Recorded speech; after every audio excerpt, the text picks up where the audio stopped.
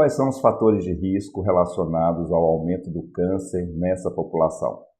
São os fatores de risco em que esses pacientes são submetidos ao longo de sua vida.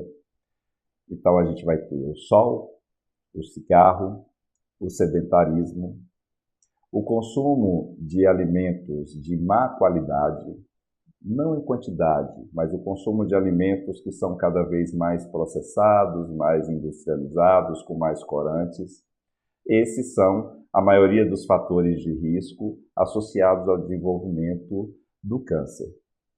Então, os cânceres mais comuns na população idosa serão os cânceres de pele, como na população em geral, os cânceres de pulmão, os cânceres de próstata, mama e intestino.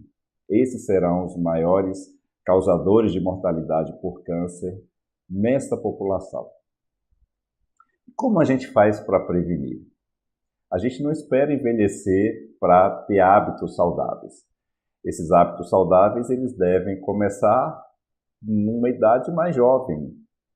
Levar uma vida saudável hoje, inclusive para as nossas crianças, é a melhor forma de você prevenir uma série de doenças. Então, a prática de esportes, a menor exposição aos períodos em que o sol tem uma radiação mais incidente, a falta ou o abandono de hábitos como tabagismo, consumo excessivo de álcool, tudo isso tem que ser levado em consideração para que você tenha uma vida mais saudável e uma velhice mais saudável. E quando eu envelheci, eu estou liberado para fazer tudo?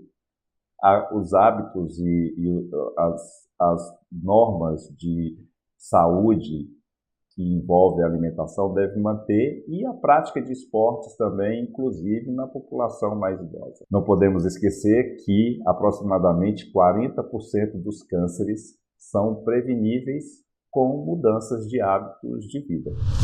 E como que é feito o tratamento no paciente idoso? Primeiro, a gente precisa individualizar esse tratamento. A abordagem, muitas vezes, requer uma abordagem multidisciplinar. Talvez a gente precise de um enfermeiro para ter uma orientação mais adequada, talvez a gente precise de um psicólogo, talvez a gente precise de um nutricionista, um fisioterapeuta. A abordagem do paciente idoso limita a gente em alguns aspectos. Então, primeiro a gente tem que levar em consideração qual é a condição de saúde daquele indivíduo, para a gente tentar oferecer um tratamento que seja adequado àquele indivíduo. A gente tem algumas variações na medicina. Tem pacientes mais jovens que às vezes têm uma condição de saúde pior do que alguns pacientes mais idosos.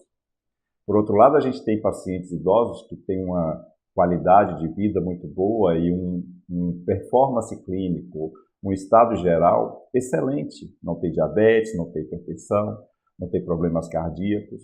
Então, entre esses pacientes, o que a gente deve levar em consideração é qual deles tem condição de receber determinados tratamentos. Sabemos que os tratamentos oncológicos são tratamentos extremamente tóxicos. As quimioterapias trazem uma toxicidade grande, embora a gente leve isso em consideração para todos os pacientes. A gente costuma dizer que a gente não pode ser pior que a doença. Então, a gente não pode trazer danos adicionais ao indivíduo com câncer. Então, o que fazemos hoje é adequarmos a terapia, levarmos em consideração qual seria a dose mais adequada e qual o tratamento mais adequado para aquele indivíduo. Alguns tratamentos, inclusive, hoje em dia, foram desenvolvidos pensando no perfil de toxicidade para que esta medicação seja usada com o paciente mais idoso. Então, se você é idoso, tem um diagnóstico de câncer, não tenha medo. O tratamento vai ser adequado para a sua condição e para a sua doença. A gente leva em consideração todos os benefícios e os riscos envolvidos em cada tratamento. Procure seu médico, converse com ele, discuta sobre os efeitos colaterais, discuta sobre as sequelas do tratamento. E isso tudo tem que ser levado em consideração para que você tenha o melhor tratamento com a menor toxicidade possível.